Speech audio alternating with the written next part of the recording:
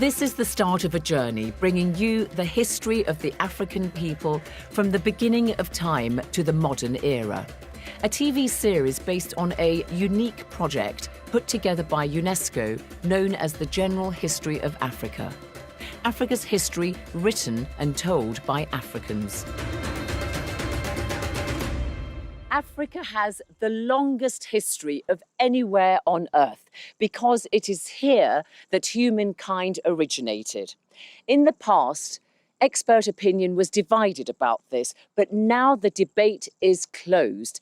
This is where it all began for us humans, and it was from Africa that we migrated to other parts of the world. In this programme, I'll be following the trail of evidence on human evolution.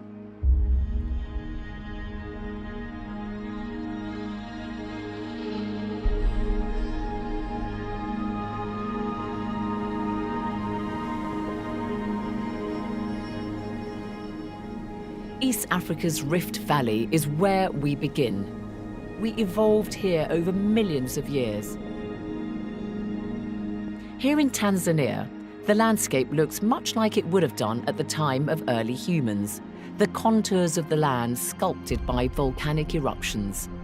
The Ngorongoro crater behind me is the world's largest and most complete volcanic crater. Early humans and their ancestors have lived in its ecosystem for more than 3 million years. It's believed that a hunter-gatherer culture existed with tribes migrating in and out of the area as they have done until recent history.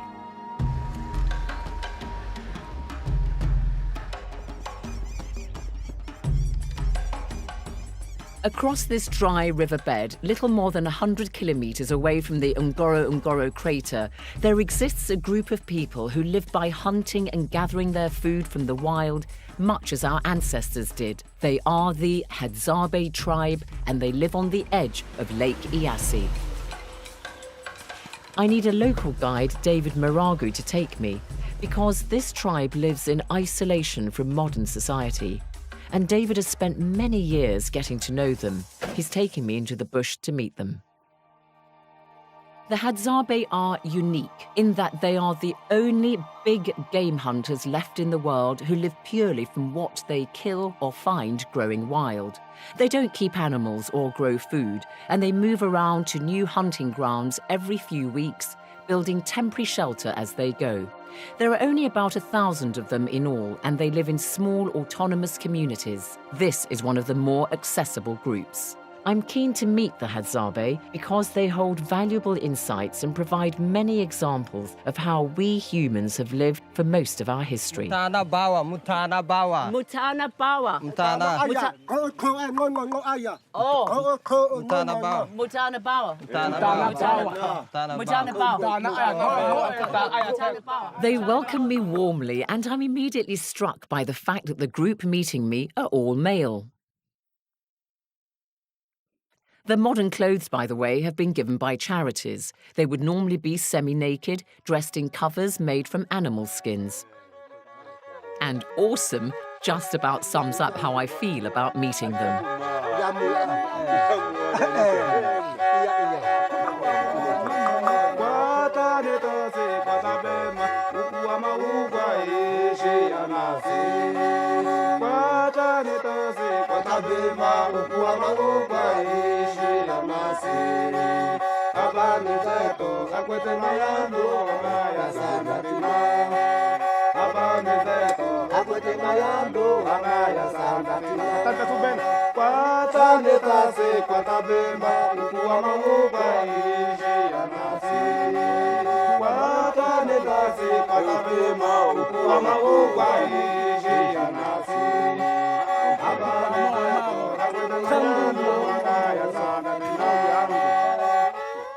They hunt with bows and arrows, making their own weapons, and they start a fire in the traditional way. They don't have any matches to speed up the process.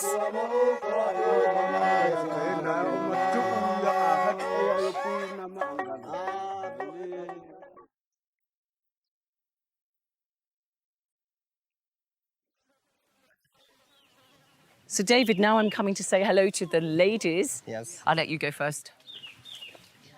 I've forgotten how you say hello already. Hello. Mutana Aya. Mutana Aya. Mutana Aya. Mutana Aya. Mutana Aya. Mutana Aya. Mutana Aya. So the men and women stay separately. The woman and man sleep together, but the day is separate because everybody doing our own different activities.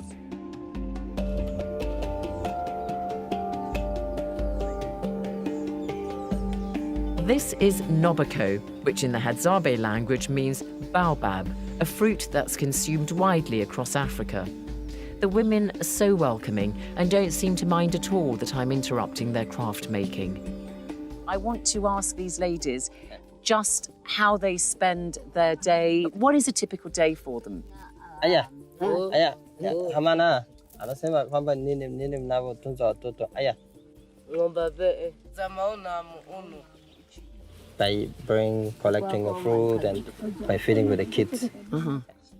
The women obviously are the gatherers, the foragers. So, what kind of things do they go and forage and gather? What do they eat? Mnachimba nini? Mzizi gani mnachimba? Shumu. They're digging the roots, which is called shumuku. It's one is getting from the ground. They have a lot of water and have a lot of nutrition. So they can eat fresh or they can cook.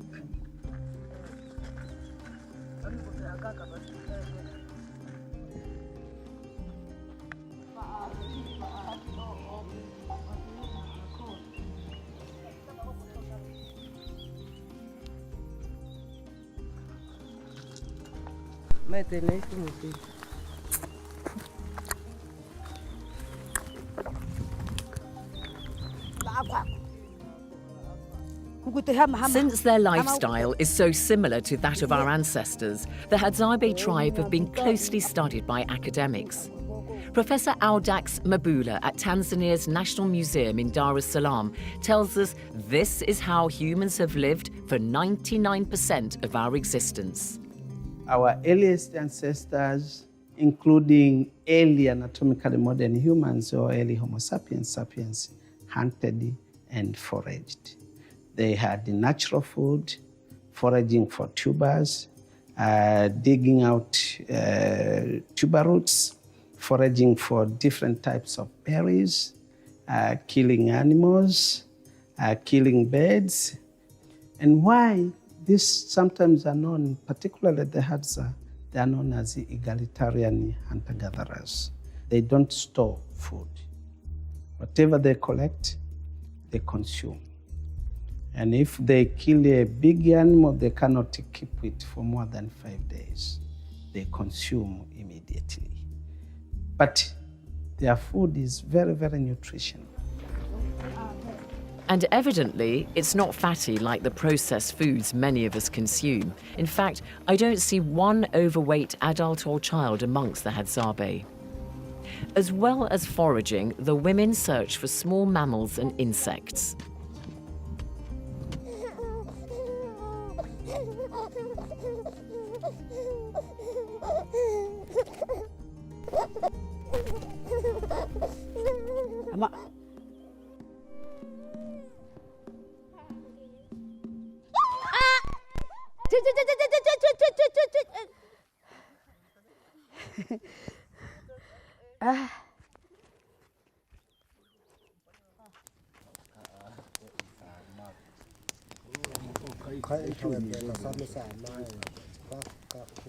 It may not be quite the feast they were hoping for, but nothing is wasted. Nobako gets the lion's share of the roast mouse, though she does give a tidbit to one child.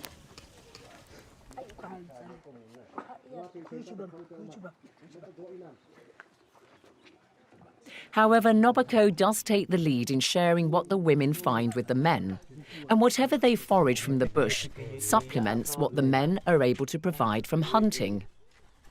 Some of it is cooked to make it tastier and easier to digest. Some experts believe early humans began cooking their food around 1.9 million years ago when they discovered how to make fire. This meant they didn't have to spend hours and hours a day chewing food. freeing them for other activities. The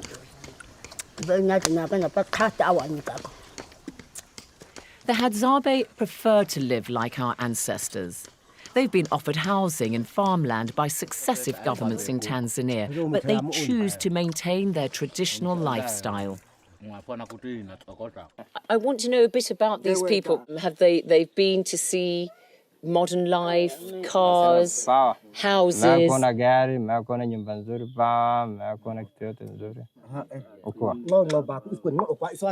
we see the barber tree, but the car and normal modern life they never. They're not interested in it. Mobile phones are very popular here in Tanzania. It's a good way of communicating from distances. How do they communicate?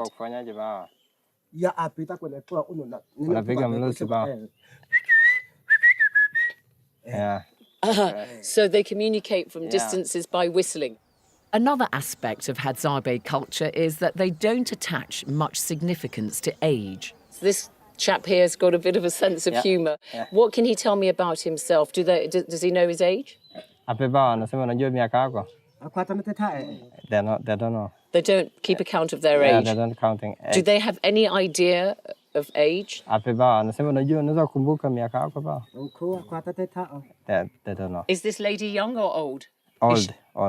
Let me ask her, what does she think she is? What age does she think she is? They don't know. Yeah, I like that, you know, actually. Next time somebody says to me, how old are you, Zeinab? I'm going to say, well, I don't know. I like that. What did you say? How old are you? I don't know. I don't know. Yeah, I'm not saying. I've kept them all chatting long enough for now. This is a hunter-forager tribe, after all, and it's time for the men to go hunting. They go out every day, wearing the baboon skins to make them look and smell like their prey, so they can get nearer to them. I'm given a little demonstration of this. The Hadzabe men take a great deal of pride in finessing their hunting kit. The tips are dipped in poison to make them more effective in killing animals. Hauno, who's been very friendly and accommodating, gave me a quick bow and arrow lesson before the hunt. You know what? It's not as easy as it looks. This is very stiff. Straight. Keep my arm straight, he's telling me, slightly at an angle, and away I go. Oh, that's not going to get me very far, is it? It's difficult. It's much harder than it looks. I think you've got a better... You know how to use it better than I do. He knows better, don't you?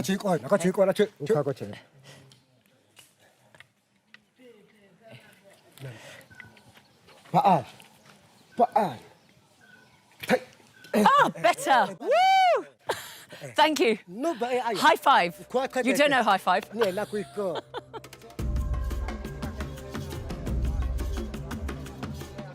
As we make our way through the bush, the men keep a lookout for something, anything they can kill.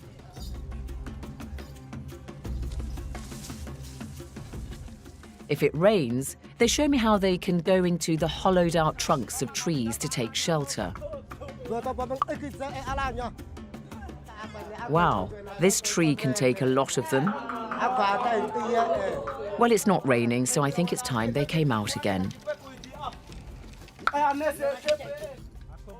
The men are not always lucky, and today their luck was out. And although it's the women who gather berries and plants, when it comes to picking the baobab fruit, it's clearly the men who have a head for heights.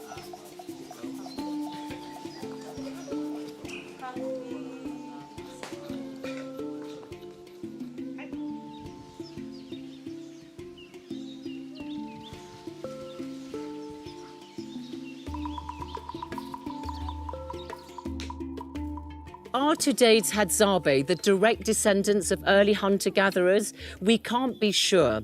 But the Hadzabe themselves have always believed that their ancestors are the very same people depicted in prehistoric cave paintings. But I want to make this clear.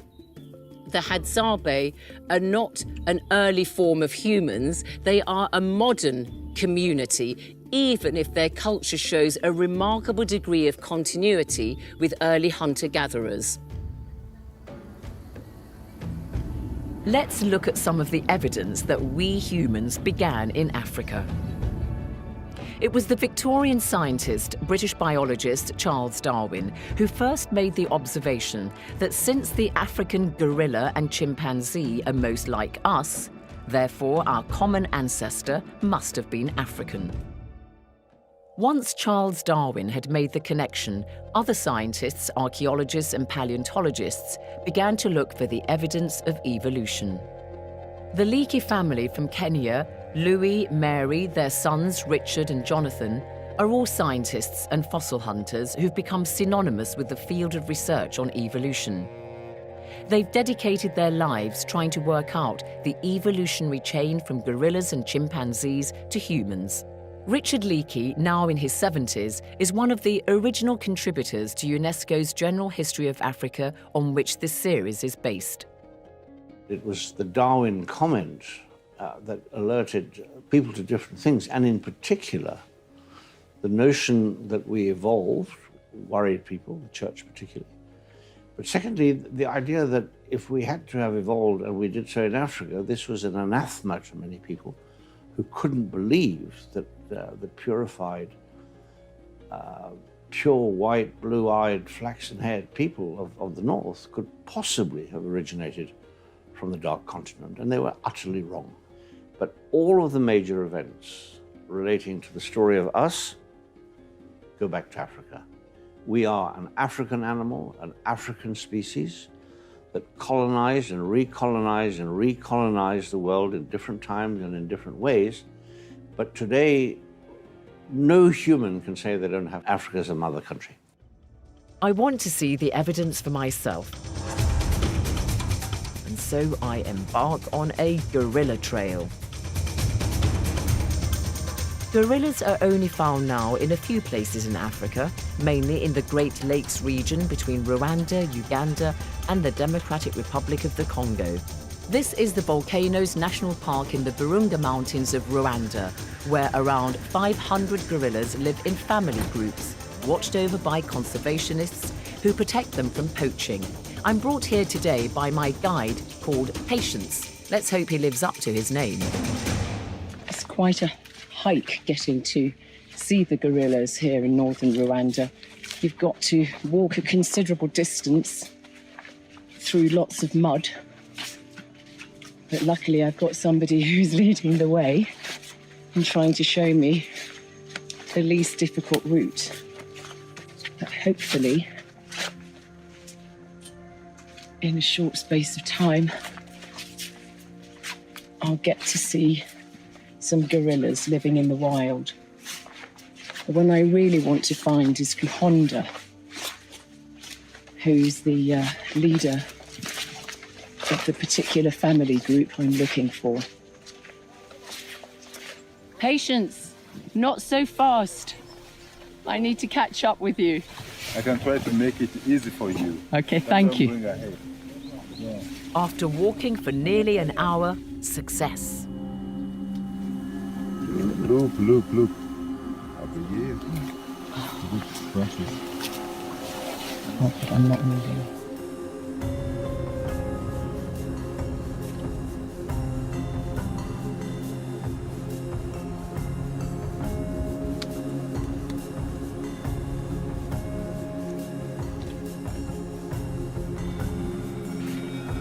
When you get this close, it's remarkable to see just how gorillas' movements and antics and expressions are so like us humans. In fact, we now know that the DNA of gorillas is 98% identical to ours. That means that the vast majority of their body cells are just like humans. Gorillas do not need to drink water. They remain hydrated from eating plants that are very moist. You see? It's watery. The plant they eat contain enough water.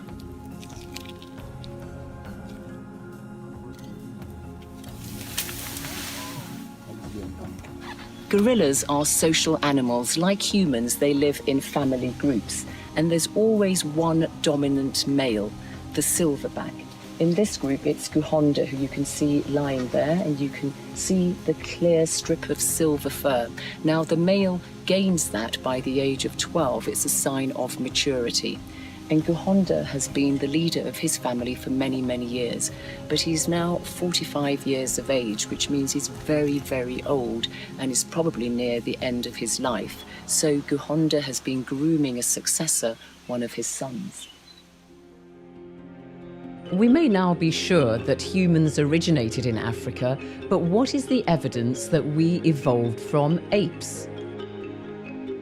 Well, this journey of discovery takes us to Sterkfontein, north of Johannesburg in South Africa, where the first evidence of a hominin, a creature somewhere between ape and human, was found.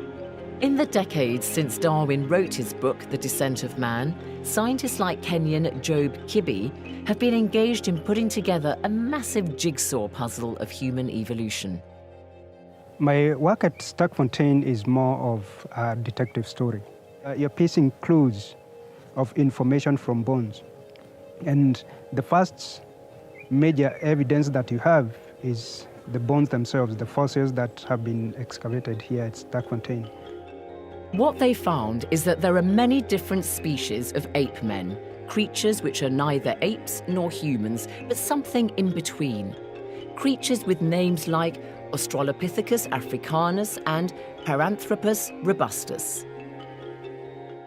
Professor Francis Thackeray is an expert on South Africa's hominin fossils. The very first fossil of Australopithecus africanus from Africa was this one. This is a replica of the famous Taung child. Taung is situated near Kimberley in the interior of South Africa. It was discovered in 1924. Even though it's a child, it can be recognized as a hominid. There is the brain case. Here is the front of the face and the lower jaw. We believe it to be 2.5 million years old. There is evidence that this was a biped, a creature that walked on 2 legs, and it had a small brain. It confirmed in 1925 what Charles Darwin had said about Africa being the continent on which human ancestors evolved. The most precious fossils are kept in a vault in Witwatersrand University in Johannesburg, including the skull of Taung child. Well, these are among the most valuable fossils as part of Africa's paleontological heritage. It was probably killed by an eagle that took it up to a cave. How do you know that? We know that because of damage to the part of the skull. There are little holes there in the eye sockets, which would have been made by the talons of an eagle that carried the Taung child to a nest. Poor thing.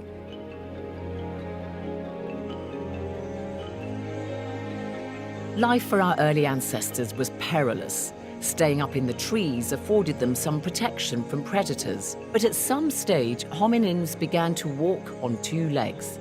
One theory holds that as the climate changed, there was less woodland and more grassland, so there was a greater abundance of food on the ground. The realization that these creatures walked habitually on 2 legs is important because that became a key characteristic of humans which distinguishes us from apes. It meant that we could have our hands free and use our intelligence to get up to all sorts of things like making tools and hunting with weapons. If you're a large ape and you're walking along on 4 legs, although you can stand up periodically, your hands cannot carry things any distance. Your hands are not structured to handle things with precision. Once you become upright habitually, and your hands are freed, all sorts of anatomical changes take place in terms of how you use your hands, how you use your shoulder, how you use your elbow. There's no question that chimps are intelligent. There's no question that porpoises are intelligent. But without free hands, they can't do much about their intelligence. Scientists believe they can date the point at which our line diverged from other primates like gorillas and chimpanzees at about 7 million years ago. This started the process which led to us becoming fully upright or bipedal. I think a date of around 7 million years is where to look for our ancestors. It does seem that the molecular evidence suggests a split from the chimps somewhere around 7. It's not a precise figure. It could be 8, it could be 9 million. But I think at this stage we can say that full bipedalism, which for me is part of the fundamental definition of being human or pre-human, doesn't come in until between 4.5 and 5, from what we have seen so far. As the archaeologists and paleontologists continue their work, more and more discoveries are made which help us fit a small part of the jigsaw puzzle that makes up the evolution of humankind. More accurate methods of dating fossils have been developed that help us to do this. Hominins have been found in other parts of the world, but none is as old as those in Africa.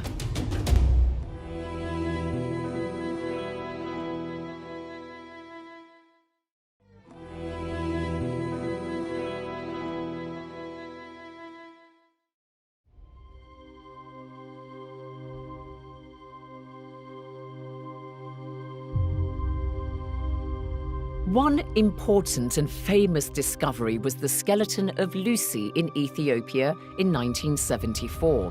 What was remarkable about her was that archaeologists discovered quite a lot of her skeleton, enough to get a good sense of what she looked like. Lucy, as she's known to the world, lived about 3.2 million years ago.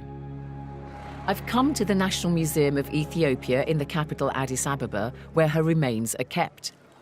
Hello, Professor. Hi. How are you? Nice to see meet you. you. Hello, thank you. Hello, Yari. Ethiopians call her Dinkanesh, and her actual bones are under lock and key in a special room where the temperature is controlled. I'm privileged to be allowed to see the real Dinkanesh, or Lucy, with one of Ethiopia's leading paleoanthropologists, Johannes Haile Selassie.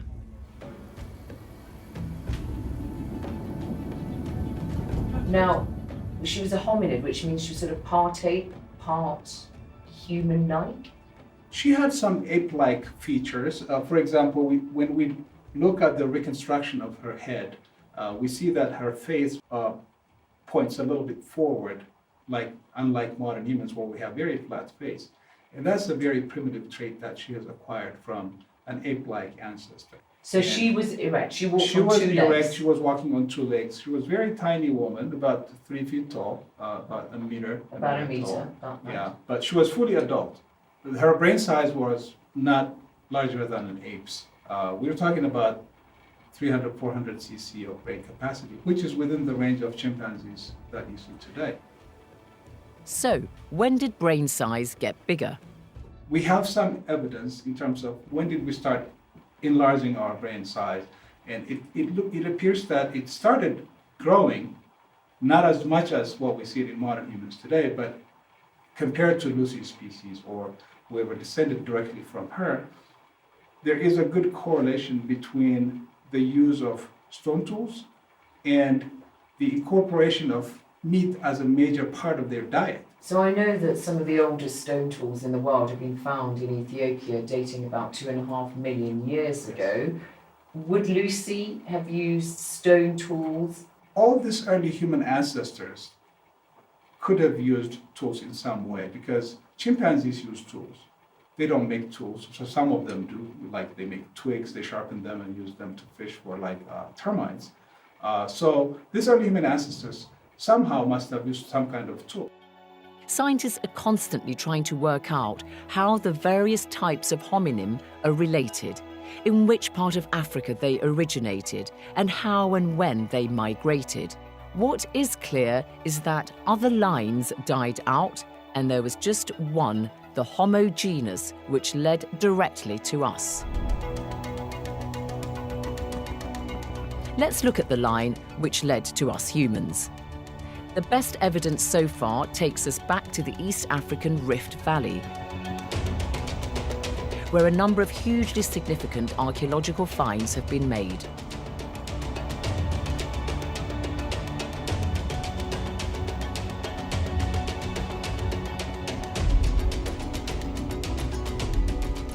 Here in the Olduvai Gorge in northern Tanzania, conditions created by volcanic activity made the soil and rock here ideal for finding fossils and stone tools.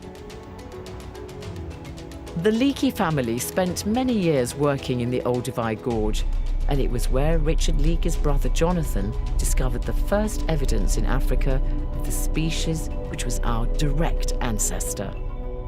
So, in 1961, my brother Jonathan discovered partial skull and a lower jaw that was clearly not Australopithecus or Paranthropus, but it was much more like what you would expect for an early us. It had a larger brain, it had a hand that was capable of much more manipulation of objects, and they call that handyman or Homo habilis. So can you categorically say that Homo habilis is the earliest fossil find of the line that gave rise to modern humans? I think if we're going to be accurate, I don't think one could say it is indisputable. The majority of scientists studying the origin story recognize Homo habilis at 1.8 million years as probably the best and earliest evidence of a group or a lineage or a line that ultimately leads to us. So this is when the evolutionary chain begins to look recognizably human. To put it at its simplest, Richard Leakey identifies these key species in the line that led to us. From the fossils which have been found, there's evidence from 2.1 million years ago of Homo habilis, the handyman, so called for his ability to make tools. From around 1.8 million years ago, there was Homo erectus, who was more upright and developed more sophisticated tools.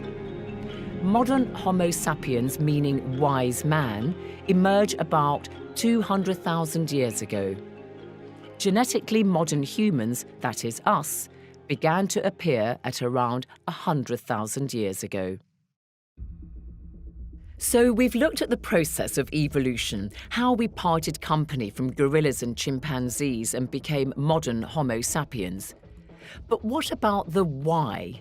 Why is it that humankind evolved in Africa and not elsewhere in the world?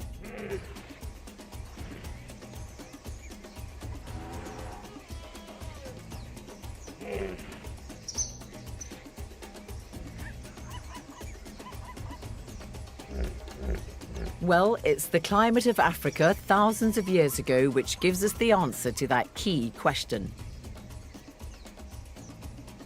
These giraffes are enjoying the lush vegetation of the wide open savanna here in the Serengeti in Tanzania. Giraffes are, of course, amongst the most distinctive and easily recognised members of the animal kingdom. And this kind of environment was and still is ideal for supporting animal life.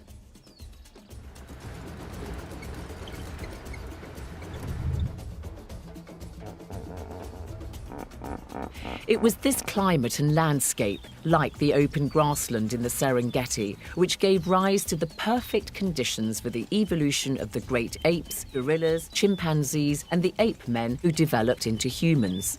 There was then, and still is now, plenty of game for carnivores to hunt. When you're here in the Serengeti, it's clear that the rules of engagement are eat or be eaten.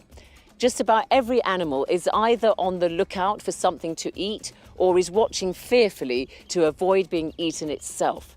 And early humans were part of that way of life. It was all about survival. And I think I'm going to get back into the car because I may be coming in between a lion and its dinner.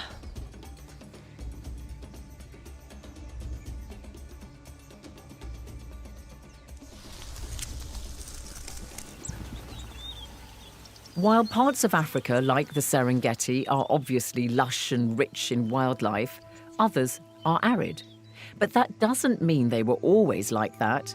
Over the course of the millennia, the climate changes.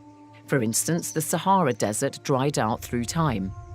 Until about 10 to 12,000 years ago, it supported animal and plant life.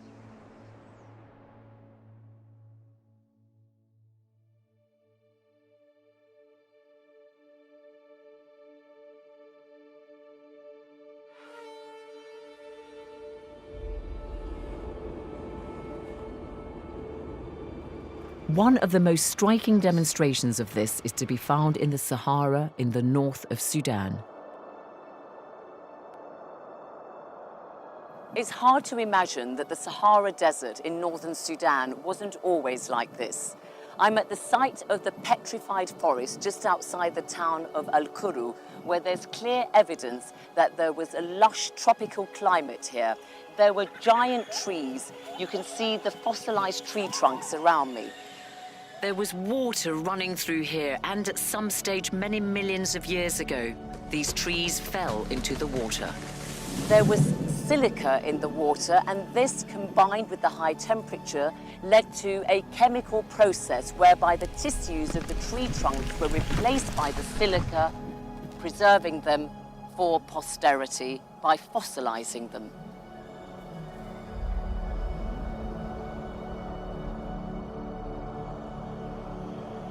So where there is now desert, you have to imagine tall forests and grasslands with wild animals.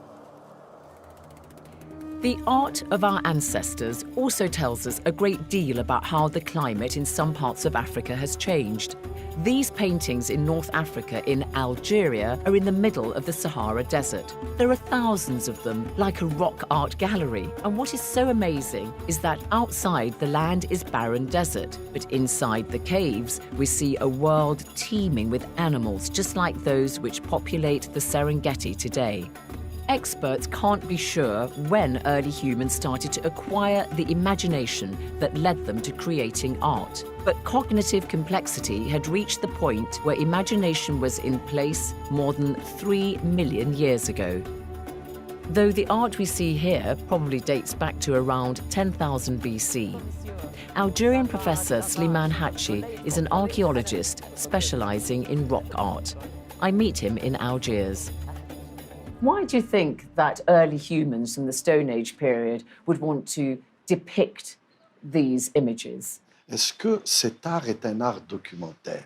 Est-ce qu'ils ont peint ou gravé pour nous dire voilà comment nous vivons, voilà ce que nous avons autour de nous? Certainement oui, mais certainement non aussi. Certainement oui, bien sûr, que cet art nous documente, nous permet de savoir avec quel type d'animaux ces populations-là vivaient. Mais ce n'est pas le but de cet art.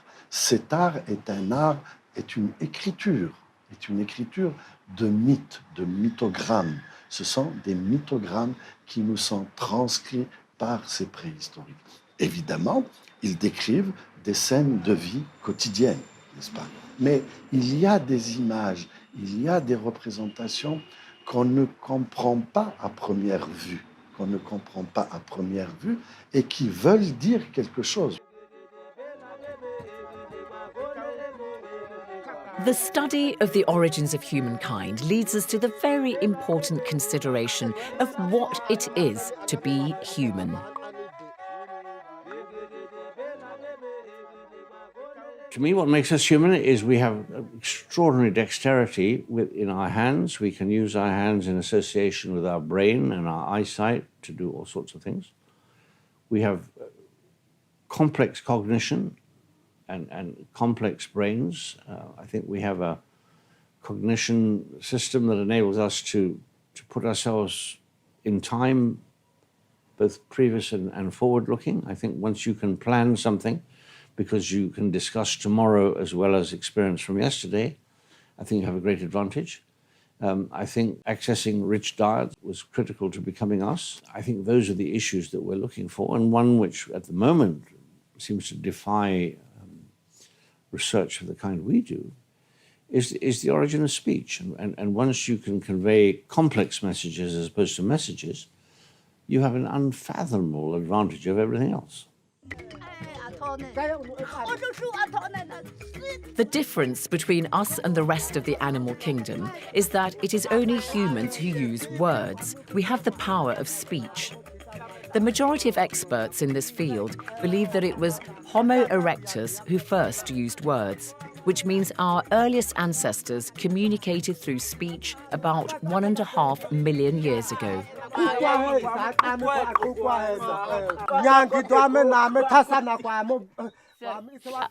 It's really fascinating. You know, the Hadzabe speak a Click language known as Hadzane. And it's believed by some experts that since it is similar to Click languages spoken by the San people of southern Africa, that therefore there is a link between them and the Hadzabe, and that they possibly share a common ancestor. It's possible that the early language may have been a Click language. The Hadzabe and Kunsan of South Africa are believed to be indigenous people, particularly in Africa south of the Sahara. People believe that this early language may have been a Click language like that of Hadza today, or even the Kunsan of the Kalahari. The Hadzabe have taught us so much about how our early human ancestors survived, lived, how they ordered their societies and their beliefs. Before I take my leave of them, I end my visit on a very enjoyable note. They want to show me one of their special dances which they perform before a hunt.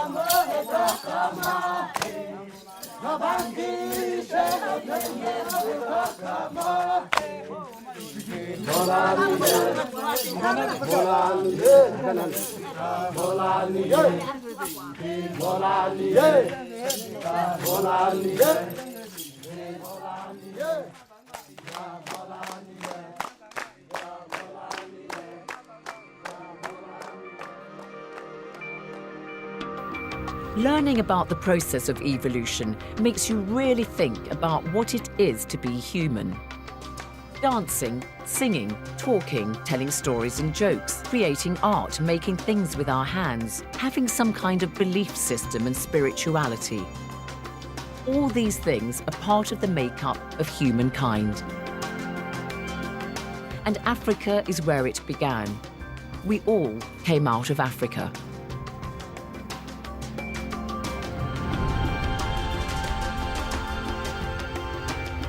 The fact that humans around the world are part of the original African diaspora cannot now be argued. Scientifically, culturally, it's still argued. I think the prejudice against Africa and all that's gone into their thinking about Africa probably will take longer to break down, but break it down we must, and we will only break it down not with fairy tales, but with facts.